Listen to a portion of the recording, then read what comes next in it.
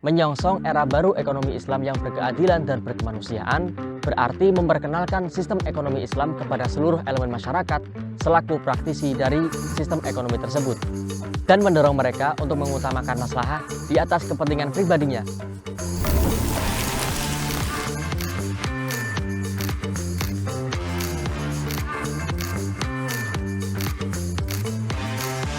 Sudah banyak dari para ahli yang memberikan definisi tentang apa itu ekonomi Islam.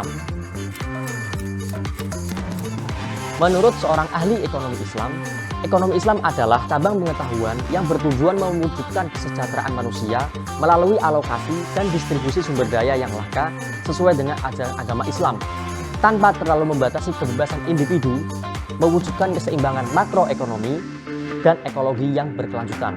Pada intinya, ekonomi Islam adalah sebuah cabang dari ilmu pengetahuan yang berupaya untuk memandang, menganalisis, dan akhirnya menyelesaikan permasalahan-permasalahan dalam bidang ekonomi sesuai dengan prinsip syariat Islam.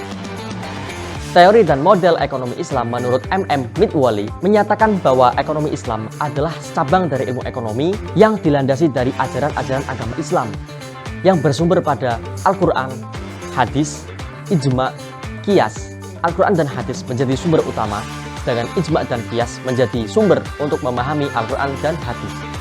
Dengan kata lain, ekonomi Islam adalah kegiatan ekonomi seperti jual beli, sewa menyewa, akad syirkah, utang piutang, dan lain sebagainya sebagaimana diatur dalam syariat agama Islam.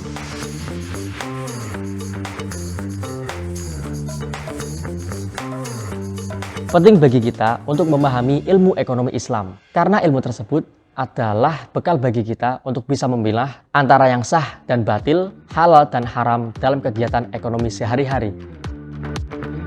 Ekonomi Islam menyangkut kemaslahatan dan kerelaan kedua belah pihak dalam bertransaksi. Hal ini mencakup berbagai bidang seperti pemasaran, lembaga keuangan, dan jasa, serta industri yang berkelanjutan, perkebunan, kehutanan, kelautan.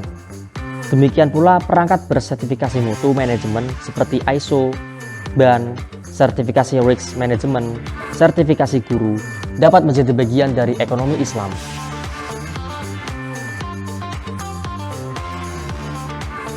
Berbicara mengenai ekonomi Islam, perhatian biasanya tertuju kepada bank syariah. Pendapat itu tidak sepenuhnya salah dan juga tidak sepenuhnya benar.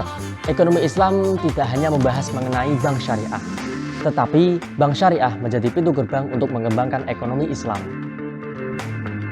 Sebagai contoh, jaminan kepuasan pelanggan sebagai salah satu wujud keekonomi Islam. Jika kita menjual atau memproduksi barang bermutu tinggi, harga yang bersaing, dan layanan purna jual yang memuaskan, hal ini merupakan wujud dari ekonomi Islam. Lembaga perguruan tinggi dan pondok pesantren sangat penting untuk membangun individu dalam ekonomi Islam. Di dalam perguruan tinggi, khususnya di dalam Fakultas Ekonomi dan Bisnis Islam, mahasiswa diharapkan untuk bisa memahami dan mempraktekkan cara bermuamalah yang baik dan benar. Seperti halnya santri di dalam pondok pesantren. Santri dididik dengan ilmu fikih dan juga ilmu seperti akhlak sesuai dengan yang diajarkan oleh Rasulullah SAW. Islam pada dasarnya telah menyediakan suatu sistem ekonomi untuk memberdayakan penggunaan sumber-sumber daya yang telah diberikan oleh Allah untuk memenuhi kebutuhan manusia dan memberikan kehidupan yang lebih baik bagi manusia tersebut. Kedua, sistem ekonomi Islam bukan hanya berlandasan kepada nilai-nilai ketuhanan dan moral saja, tetapi juga berdasarkan pada prinsip kemanusiaan. Dimensi manusia sangat diperhatikan dalam rangka melakukan aktivitas ekonomi seperti produksi, konsumsi, distribusi, dan sirkulasi. Tujuan akhir dari ekonomi Islam adalah untuk memperoleh kebahagiaan baik itu di dunia maupun akhirat dengan tata cara kehidupan yang baik dan terhormat. Sekian dan terima kasih.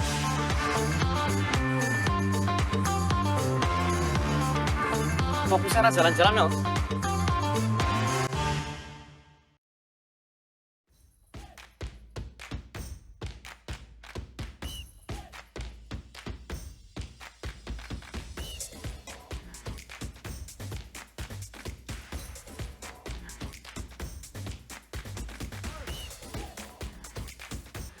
Ekonomi Islam.